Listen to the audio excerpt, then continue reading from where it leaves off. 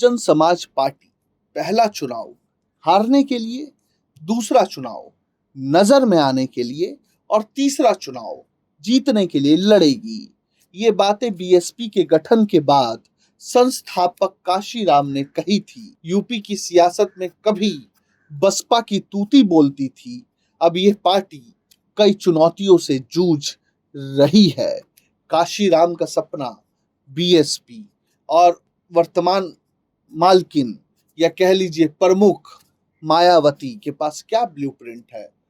BSP लगातार हाशिए में जा रही है, एक सीट विधानसभा में, 0 लोकसभा में, और जो मायावती या बीएसपी कई राज्यों में 1, 2, 3 सीट हासिल कर लेती थी, वहां भी हाल बुरा है।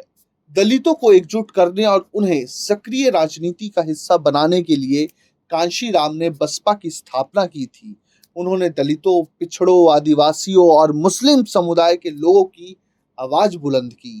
काशीराम ने बहुजन हिताय का सिद्धांत अपनाया। इसका मकसद समाज के सभी शोषितों और पिछड़े वर्गों का उत्थान था। काशीराम देश की दलित राजनीति के अगुआ नेताओं में शुमार थे। पार्टी ने उच्च जातियों की ओर से किए जा रहे भेदभाव के खिलाफ जोरदार संघर्ष किया, विशेष रूप से दलितों की स्थिति को सुधारने का काम किया। काशीराम ने राजनीति से कैसे बदला दलितों के प्रति लोगों का नजरिया, बसपा को कैसे राष्ट्रीय स्तर तक पहुंचाया, कैसे यूपी जैसे बड़े राज्य में संगठन को सत्ता के शिखर पर पहुंचाया। उत्तर प्रदेश की सियासत में एक दौर में 15 मार्च 1934 को पंजाब के रूपनगर में जन्मे बसपा के संस्थापक काशीराम का बड़ा नाम था। वह साइकिल से गांव-गांव जाकर कार्यकर्ताओं के घरों पर रुकते थे। उन्होंने बसपा का कैडर तैयार किया, बहुजन समाज पार्टी को मजबूत स्थितियों में पहुंचाया। इससे बहुजन समाज पार्टी फर्श से अर्श तक पहुंच गए। हालांकि पार्टी के लिए जी तोड़ मेहनत करने वाले बसपा संस्थापक काशीराम को वह मुकाम हासिल नहीं हो पाया जो उनकी उत्तराधिकारी मायावती को मिला।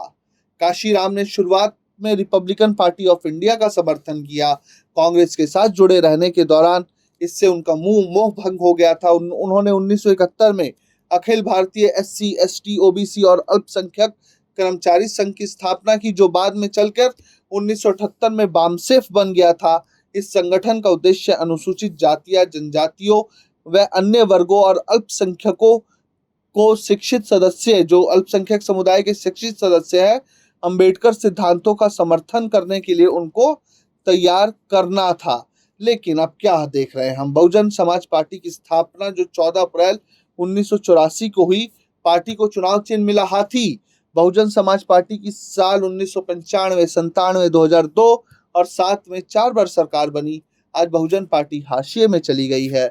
लगता है वही बहुजन पार्टी का स्वर्णिम युग था। 2007 के बाद बहुजन समाज पार्टी के पुराने दिन लौट कर नहीं आ पा रहे हैं। 2019 के लोकसभा चुनाव में बसपा ने 10 सीट जीती। मौजूदा समय में पार्टी के हालात क्या है? अगर उत्तर प्रदेश समेत देश भर में बहुजन समाज पार्टी की स्थिति की बात की जाए तो राष्ट्रीय पार्टी का दर्जा छीनने तक की नौबत आ गई है। पार्टी लगातार खुद को खड़ा करने की कोशिश कर रही है, लेकिन सभी प्रयास नाकाम साबित हो रहे हैं। राजनीतिक विश्लेषकों का मानना है कि मायावती फील्ड में नहीं उतर रही है, वह चार दीवारी में बैठकर राजनीति कर रही है।